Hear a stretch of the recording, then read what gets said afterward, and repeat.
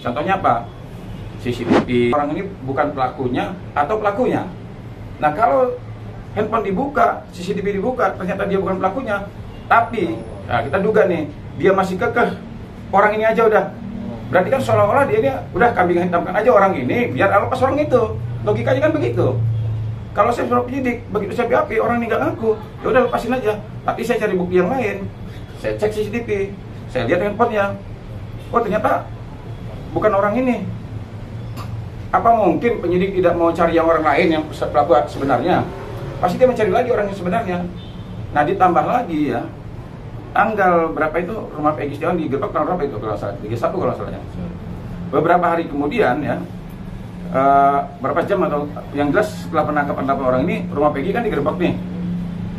Rumah Peggy digerebek, ternyata Peggy Setiawannya kan nggak ada nih, ya kan?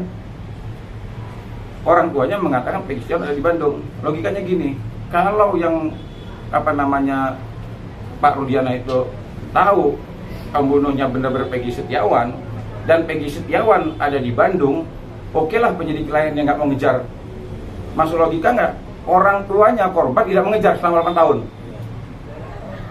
Peggy Setiawan pulang kampung kok, Lebaran selama 8 tahun itu sering pulang. Nah, logikanya apa benar Pak Rudiana nggak ngejar Peggy Setiawan selama 8 tahun? Dia polisi, dia juga ayah korban loh. Iya kan? Logikanya kan nggak mungkin dong. Sedangkan dia aja berani loh nangkap orang tanpa surat penangkapan. Iya kan? Saking mungkin oke lah orang mengatakan bahwa ya mungkin dia orang tua korban bang, mungkin dia hilaf dan lain sebagainya, oke lah. Tapi bagaimana dengan Peggy Setiawan yang sudah dia datangi rumahnya, sudah digerebek, bahkan ngambil motor. Nah, ibunya ngomong ada di Bandung orangnya. Apa mungkin tidak dikejar sama Rudiana? Nah terus, oke lah dia nggak ngejar, kita anggap lagi dia nggak ngejar. Selama 8 tahun, waduh, saya tanda tanya besar. 8 tahun Pak Rudiana nggak ngejar, apalagi dianggap pelaku otaknya lagi, si Peggy Setiawan. 8 tahun nggak ngejar, waduh, saya curiga. Nah, inilah makanya dugaan saya semakin kuat. Lah, jangan-jangan kok orang ini ngotot, udah orang ini aja udah, tahu salah yang cari yang lain lagi. Padahal bisa dipastikan kalau seandainya dia melakukan penyelidikan dan penyidikan, dia bongkar itu handphone, dia lihat CCTV, dia bisa pastikan bahwa orang ini pelakunya atau bukan. Simpel aja. Ya saya berani debat sama siapapun kalau umpamanya cerita ini ibaratnya tidak berkaitan gitu. Gampang aja ibaratnya. Makanya sebenarnya gugatan saya yang saya daftarkan di pengadilan itu sebenarnya bukannya saya pengen pihak polisi untuk membuka handphone sama CCTV, bukan sebenarnya. Ini kan bahasa halus saya aja, buka dong handphonenya sama CCTV-nya. Sebenarnya sih pengennya ngomong gini, Pak, Bapak kemarin kan sudah lihat tuh CCTV sama handphone, isinya apa Pak? Kan nggak mungkin dong handphone disita nggak dibuka, terus CCTV dia ambil nggak dilihat, kan nggak mungkin. Nah cuma permasalahannya, berani nggak mereka mengatakan hal yang sebenarnya yang ada di handphone sama di CCTV? Nah kalau seandainya nih, kita anggaplah handphone sama CCTV itu ternyata isinya benar-benar memperlihatkan 8 terpidana ini ada pelakunya. Kira-kira polisi ngebuka nggak? Pasti dibuka. Karena apa? Inilah yang menguatkan mereka menjadikan tersangka 8 terpidana ini. Inilah yang akan dibongkar sama mereka di persidangan segala macam apa? Karena 8 orang ini terbukti benar pelakunya. Nah pertanyaannya, kalau seandainya isi itu nggak dibuka, apa? Berarti 8 terpidana bukanlah pelakunya. Simpel aja. Bang. Oke ya, masuk kan? Ya. Bang izin, ini kan Praki hari ini mengadakan preskon, Bang, menganggap bahwa Pak Deddy jadi detektif dadakan dan menggiring opini yang melalui siaran-siaran YouTube yang dimiliki oleh Pak Deddy dengan beberapa narsum dan merugikan Ibtu Rudiana nih. Jadi salah satu kumpulan lawyer ini bisa dibilang melindungi Pak Ibtu Rudiana dan Pak RT beserta anaknya nih, Bang. Abang menanggapnya gimana nih, Bang? Kontra banget nih, Bang. Ya kalau saya begini ya, saya berulang kali mengatakan begini, saya ini sebagai advokat, kalau saya ibaratnya bertemu dengan orangnya, kita diskusi nih 2-3 jam kita diskusi dengan orang, kemudian kita dikasih data, anggap aja calon klien kita lah, calon klien kita diskusi sama kita, kemudian setelah dia diskusi menceritakan hal sebagaimana mestinya, dia kasih data sama kita. kita pelajari satu hari. Kalau menurut saya, kalau pengacara itu tidak bisa menilai apakah orang yang bersalah atau tidak, menurut saya pengacara itu pengacara bodoh. Kita tahu kok kalau dia salah atau enggak. Sama aja kita menilai suatu peristiwa, apakah peristiwa ini tindak pidana atau bukan tindak pidana, masa kita tidak bisa menilai, ya? Saya mah kembalikan aja kepada hati nurani kita sebagai advokat. Kita bisa menilai kok bahwa perkara ini yang sebenarnya seperti apa sih. Ya andai kata kita salah-salah sedikit, oke lah. Tapi kalau kita salahnya terlalu besar, saya juga kurang masuk ya. Istilahnya itu kurang bisa masuk di akal sehat saya kalau seandainya mengatakan bahwa ya begini, kalau Pak Rudiana merasa terpojok, saya anggap wajar-wajar aja. Kenapa dia merasa terpojok? Lah orang yang ngomong juga enggak. Di beberapa kali disampaikan, dihubungi ya. Waktu itu saya sebenarnya dukung beliau nih, Pak Rudiana. Awal-awalnya saya mulai curiga sama dia, kenapa? Yang pertama, dia adalah orang yang pertama mengatakan, yang curiga terhadap kejadian ini bukanlah kejadian laka lantas, tapi pembunuhan. Tapi dia tidak melaporkan tanggal 28. Itu kecurigaan saya tuh. Yang kedua, begitu beberapa hari perkara permasalahan ini viral, Hotman Paris kan sudah menghubungin dia, tapi nggak ada tanggapan. Padahal pada saat itu Hotman Paris juga belum ada kecurigaan apa-apa kan, tapi nggak ada jawaban dari dia. Yang ketiga, disusul lagi, tiba-tiba ada orang putusan dari pihak polisian katanya kan, nemuin Bang Hotman Paris, Bang Hotman minta jadi pengacaranya, tapi dengan syarat katanya ada permintaan bahwa Peggy Setiawan itulah pelakunya. Kan makin curiga orang. Nah sekarang orang pada ngomongin masalah dia semua nih, ayo ngomong, nggak ngomong juga. Kalau merasa terpojok ya wajar, ya diam berarti apa? Dan kalau dia merasa tidak benar, ngomong dong. Seperti sekarang, tadi saya tanya sama teman-teman kan, ada nggak Pak Rudiana? Saya juga ada anak media, Bang saya lagi di sini, dia bilang di kantornya Bu Elsa Sharif. Saya penasaran dong, ada Pak Rudiana nggak di sana? Nggak ada katanya. Nah sampai sekarang aja nggak ada.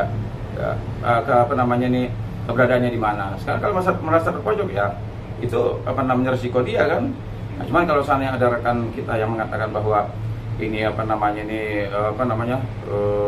merasa dia dipojokin dan sebagainya, ya kalau menurut saya ya kita memang beda ya, beda dokter, beda obat, beda pengacara, beda juga cara ya ada juga kan ibaratnya orang yang ngaku pengacara kan banyak juga kan, ya kan tidak semua pengacara yang pintar juga ya. Jadi sekarang ini banyak juga pengacara yang ibaratnya pintarnya kelewatan kan, saking pintarnya jadi melampaui batas gitu dia. Ya banyak juga. Jadi andai kata sekarang ini, saya tidak heran ya kalau sekarang ini ada dua kelompok. Ada kelompok yang benar-benar berjuang nih, ingin mengungkapkan kebenaran. Ada juga advokat yang berjuang untuk menyembunyikan kebenaran. Jadi dua kelompok ini memang sekarang sudah terlihat secara nyata kelompok mana yang berjuang untuk mengungkapkan kebenaran, kelompok mana yang berjuang untuk menyembunyikan kebenaran. Ini memang dua kelompok ini memang kita lihat ya, saya rasa juga tidak perlu saya jelaskan secara detail. Kita bisa melihat ya, tidak kekurangan kecerdasan kita untuk menilai mana kelompok yang berjuang untuk kebenaran, mana kelompok yang berjuang untuk menyembunyikan kebenaran. Itu aja. Kita kembalikan kepada masyarakat aja. Bang, terakhir satu lagi, atas laporan Pak Rudiana di Propam, respon Propam gimana tadi Bang? Ya tadi Propam kan mengatakan begini, Bang, abang ada nggak foto handphonenya? Ya, saya bilang begini, Pak, dalam perkara ini kalau Bapak minta foto handphonenya, kan ini kan sudah viral ya. Ya sebenarnya saya kurang setuju lah kalau seandainya ketika kita membuat laporan, nah ini kan ada dalam putusan. Saya juga tidak mengarang-arang. Di dalam putusan itu tipe-tipe mereknya ada semuanya, jumlahnya ada. Ya. Yang mengatakan ini ada juga orangnya. Jadi menurut saya ya, sekarang ini kita semua para penegak hukum udahlah jujur aja ya. Apa yang kita sampaikan itu harus kita pertanggungjawabkan dunia dan akhirat loh ya. Kita ini mendapatkan profesi penegak hukum ini disumpah kayak kitab suci ya, menyebut nama Tuhan. Jadi kalau seandainya kita ini hanya ingin menang dalam ilmu hukum gampang, nggak cocok pasal ini pakai pasal ini, nggak cocok pasal ini pakai pasal ini.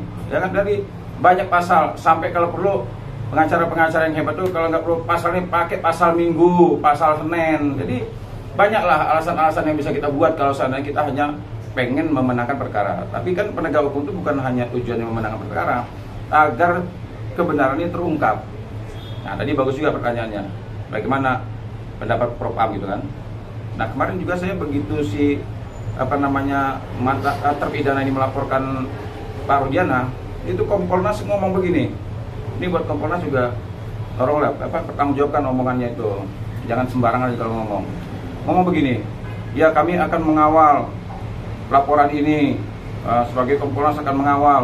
Tentunya kalau laporannya penganiayaan harus dibuktikan dengan visum dan sebagainya. Ini ngaco orang nih ngomong. Orang peristiwa itu 2016. Jangan bebankan orang dengan visum. Kan ini seolah-olah sebelum perkaranya berjalan, Kompolnas seolah sudah mendukung pihak kepolisian. Jadi jangan ditanya-tanya lah kira-kira yang tidak masuk akal. Sama umpamanya saya masukin ini, mohon pada Propam untuk mengamankan.